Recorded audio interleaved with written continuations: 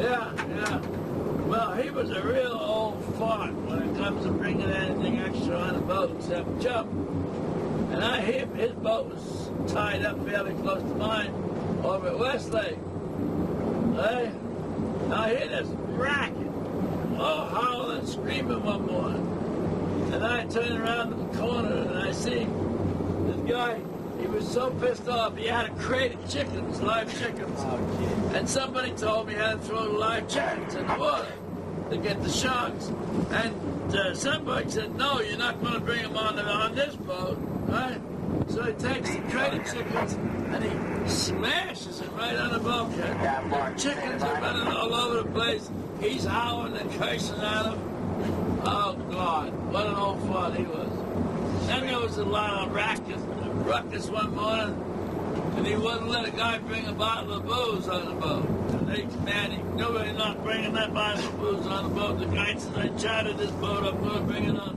And they're howling and screaming about one another. He was a juicer, that guy was. Needless to say, he didn't stay in the business very long. Yeah.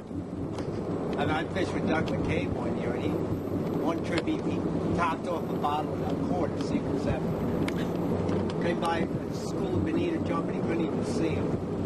Came by a school of hammerheads. We didn't have a bite all day, sharking, you know. I said, let's stop and throw a bait to him. And he said, they won't take a bait. I said, I know that, but the customers don't know that. It takes 5 minutes, throw a bait out, we'll see he doesn't eat it.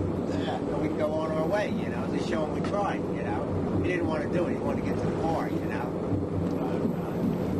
Then we got back to the dock. I'm a little disgusted, you know, and cleaning the boat up with some friends of the show behind him. All of a sudden he starts barking orders at me, like I got to jump around.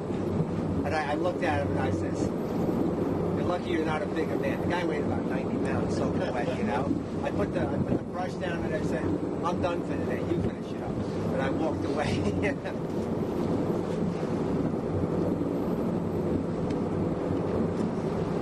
We were doing an overnighter one time, and this guy talked about the booze. We're all going to take a nap. He's going to stay up and shark fish all night. So he puts on a life jacket,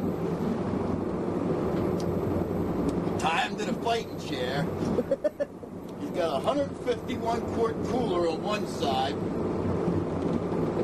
full of beer. He's got a 151 quart cooler on the other side full of bait. And he's got a pocket full of joints. Oh boy. Well, every half hour I'd hear the rod go off and I'd wake up and look at it. Hey, he's got another fish. I went out and cut off, I don't know, 7 or 8 fish that night.